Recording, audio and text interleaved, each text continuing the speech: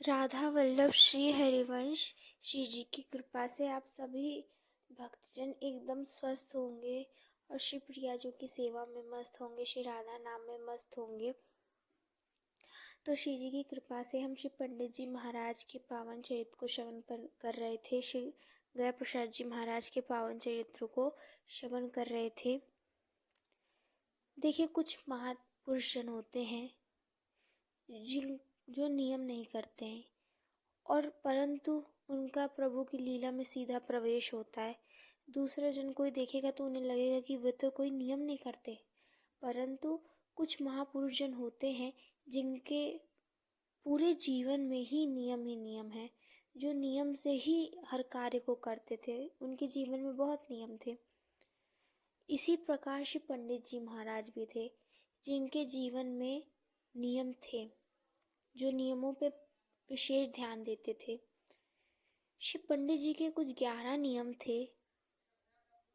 जिस प्रकार उनके इस 11 नियम में उन्होंने बताया कि साधक को वृंदावन का वास इन 11 नियम के अनुसार करना चाहिए।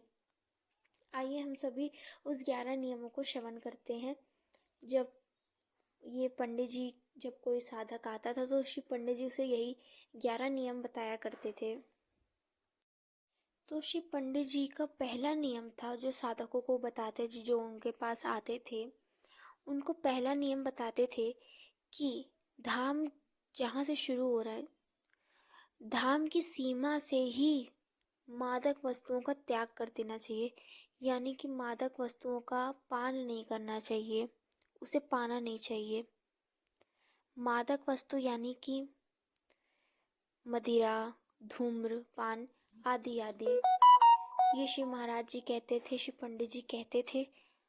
यहाँ पर बात आती है कि स्पर्श भी नहीं करना चाहिए। पान से तो छोड़ो, स्पर्श मात्र भी, सेवन तो छोड़ो, स्पर्श भी नहीं करना है। जैसे ही वृंदावन के धाम के अंदर हमने सीमा में अंदर आ गए, वैसे ही सब त्याग। परंतु आप सीमा से बाहर निकल के आप फिर ये सब करने लग जाओ, ये नहीं करना है। मतलब त्याग देना है, सेवन भी नहीं करना, स्पर्श भी नहीं करना। ये पहला नियम था। दूसरा नियम यह था कि जो नित्य क्रिया होती है वो आप कहीं भी ना करें, त्यागें। ये पंडित जी ने दूसरा कहा। और जूठन भी कहीं भी आप खाकर फेंक ना दें, क्योंकि ये धाम का अपराध होता है ये सब करने से। क्योंकि अगर आप ये सब कार्य करेंगे तो जो लोग हैं उन्हें कष्ट पहुंचेगा, इसलिए ये दूसरा कार्य भी नहीं करना चाहिए। तीसरा नियम था कि धाम की सीमा से ही जूता और चप्पल ना पहन कर आए। अब इसके पीछे यह कारण था कि अगर आप जूता चप्पल पहन के आएंगे तो बड़ा परेशानी भी रहेगी कि हमारा जूता चप्पल खो जाए। तो इसलिए श्री पंडित जी कहना था कि भक्ति कम होगी, भगवान का भजन कम होगा, यही सोचते रहेंगे कि कहीं हमारा चप्पल कहीं खो नहीं गया, जूता कहीं खो तो नहीं गया, यही। और चौथा नियम ये था कि ब्रज की लताओं पताओं की डाल को तोड़ना दूर, वहाँ के पत्तों को भी तोड़ना बहुत बड़ा अपराध है। इसलिए कोई भी व्यक्ति, कोई भी साधक ब्रज की लताओं पताओं को कष्ट नहीं पहुँचाएगा। और ऐसा क्यों है? क्योंकि ब्रज की जो लता पता है वो कोई साधारण लता पता नहीं, वो साक्षात महापुरुष जन हैं जो छिप कर भजन कर रहे हैं, मौन अवस्था में भजन कर रहे हैं। इसलिए ब्रज की लताओं पताओं को कष्ट नहीं पहुंचाना चाहिए। और पंडित जी का 5वां नियम यह था कि धाम के किसी भी कुंड में ऐसे ही स्नान नहीं करना चाहिए। यानी कि वहाँ पे कुल्ला, कपड़े, वस्त्र आदि नहीं धोने चाहिए। और अगर स्नान करना भी पड़े तो पहले शुद्ध होकर, पहले एक बार स्नान करके फिर कुंड में जाके स्नान करना चाहिए। और फिर आचमनी आदि आदि क्रियाओं को कर कर इस प्रकार कुंडों में, ऐसे जगह पे स्नान करना चाहिए। ये पंडित जी के कुछ सख्त नियम थे। और छठा नियम आता है कि किसी पर बेवजह क्रोध ना करो, गुस्सा ना करो। 7वां नियम यह था कि किसी भी व्यक्ति को विकार दृष्टि से नहीं देखना है, किसी में दोष गुण ये सब नहीं करना है। और 8वां नियम यह था कि किसी भी व्यक्ति में की निंदा, पर निंदा, पर चर्चा, परपंच ये सब नहीं करना चाहिए, और ना ही किसी की ज़्यादा तारीफ ये सब नहीं करना चाहिए। क्योंकि मनुष्य को ये जन्म क्यों मिला है? भगवान की प्राप्ति करने के लिए, ना तो किसी के बारे में बात करने के लिए, ना किसी में दोष ढूंढने के लिए, ना किसी की बड़ाई करने के लिए। ये जीवन किस लिए मिला है? केवल भगवत प्राप्ति के लिए। 9वां नियम यह था कि अगर किसी भी व्यक्ति को भंडारा करवाना है तो भंडारा में शुद्ध पैसों का प्रयोग, यानी कि अशुद्ध पैसों का प्रयोग नहीं होगा। अशुद्ध पैसे जो गलत तरीके से कमाया गए हो, ऐसे भंडारे को किया जाए जिसमें शुद्ध पैसे, यानी कि जो मेहनत की कमाई के पैसे, उन्हीं से भंडारा की जाए। पंडित जी कहते थे कि छोटा ही भंडारा करो, परंतु शुद्ध पैसों से करो, क्योंकि वो सब जो भंडारा की वस्तु है वो सब संत महापुरुषों के पेट में जाता है, तो उनके भजन पे असर डालता है। इसलिए श्री पंडित जी कहते थे। 10वां नियम यह था कि जो सारे नित्य क्रियाएं हैं वो वृंदावन गोवर्धन की परिक्रमा के वक्त नहीं करनी है। गोवर्धन की परिक्रमा करने से पहले ही जो हमारे सारे नित्य क्रिया होती है, खाना पीना आदि आदि, उस सभी को पहले ही कर लेना चाहिए, फिर करना चाहिए परिक्रमा को। और 11वां नियम यह था कि परिक्रमा के समय ज़्यादा बात नहीं करनी चाहिए, एकदम मौन होकर अपनी परिक्रमा को करना चाहिए। अगर ज़्यादा ही बात करने की आवश्यकता कोई पड़ रही हो तो लिख लिख के बात कर लेनी चाहिए, लेकिन मुख से नहीं बोलना चाहिए। अब इसके पीछे कारण, इसके पीछे ये, क्योंकि अगर परिक्रमा कर रहे हैं तो उस परिक्रमा का लाभ नहीं होगा। भजन में सहायक तभी रहेगी जब मौन होकर परिक्रमा की जाएगी। तो ये कुछ 11 नियम थे श्री पंडित जी के, जो हर साधकों को श्री पंडित जी कहा दिया करते थे, जो साधक भक्ति मार्ग में आगे बढ़ना चाहते थे, जो ब्रजधाम में आते और श्री पंडित जी के आश्रित होते थे। तो पंडित जी ने ऐसे नियम श्री सभी साधक जनों को दिया।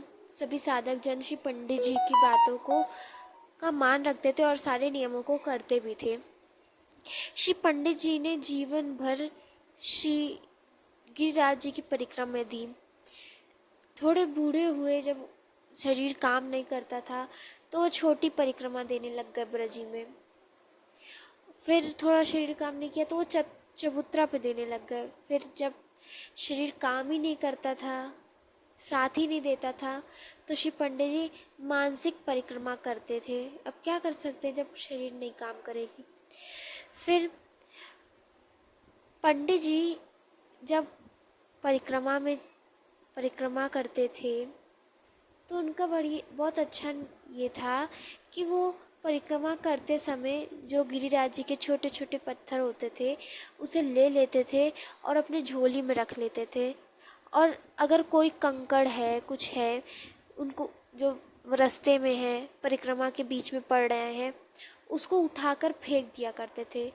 क्योंकि उनका सोचना था कि अगर ये किसी के पैर पर लग जाएगा तो उन्हें चोट लग जाएगी भक्त को, इसलिए वो फेंक दिया करते थे। इस प्रकार से पंडित जी बहुत सारी सेवाएं ऐसे ही करते थे। तो श्री पंडित जी अपने जीवन को बड़े सादर पूर्वक, सरल और बड़ी सहजता से जीवन को जीते थे।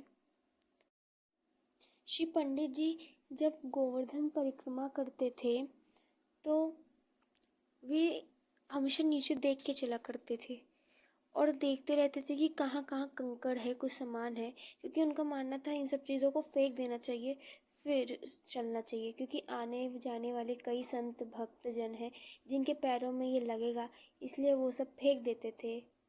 और कुछ जो गोवर्धन जी की जो शिलाएं होती थी उसे श्री पंडित जी अपने झोले में रख लेते थे। और जब श्री पंडित जी थोड़े बूढ़े हो गए थे तो वे छोटी परिक्रमा देने लग गए थे। पहले बड़ी देते थे, फिर छोटी परिक्रमा। फिर थोड़ा और अस्वस्थ हुए तो वे चबूतरा जो बनाए थे, हमने श्रवण किया था, उस चबूतरे पे ही वे परिक्रमा देने लग गए। फिर जब ऐसी स्थिति नहीं रह गई कि वे उठ सकें तो वे मानसिक परिक्रमा देते थे। क्योंकि वे कहते थे अब मैं कैसे ही परिक्रमा दे सकता हूँ, मानसिक ही वे श्री पंडित जी परिक्रमा देते थे। श्री पंडित जी का जीवन बड़ा सादर और आदरमय रहा है और वे श्री श्री उड़िया बाबा जी के रहे हैं। तो जब कोई उनसे मिलता था, उनकी ऐसी विनम्रता, उनकी ऐसी सहजता और उनके विरह को देखता था तो लोग सोचने लग जाते थे। तो कभी पूछते थे लोग जो होते थे भक्तजन, वे पूछते थे कि पंडित श्री आप कितना भजन करते हैं संख्या में। तो श्री पंडित जी कहते थे कि मेरे बाबा ने मुझे बताया था कि 18 घंटे लगातार हरे कृष्णा हरे राम महामंत्र का जप करना है। तो जैसे ईश्वर गुरुदेव भगवान की कृपा से वही होता है। श्री पंडित जी लगातार 18 घंटे जप करते और जो बाकी 4 घंटे होते उसमें निंद्रा, उसमें अपना नृत्य किया, सब करते थे। तो श्री पंडित जी 18 घंटे लगातार हरे राम महामंत्र का जप करते थे। श्री जी की कृपा से अभी आज श्री पंडित जी के चरित्र को यहीं विराम देते हैं। लाडली जी की कृपा से आगे के चरित्र को हम कल श्रवण करेंगे। तब तक के लिए आप सभी भक्तों को राधा वल्लभ श्री हरिवंश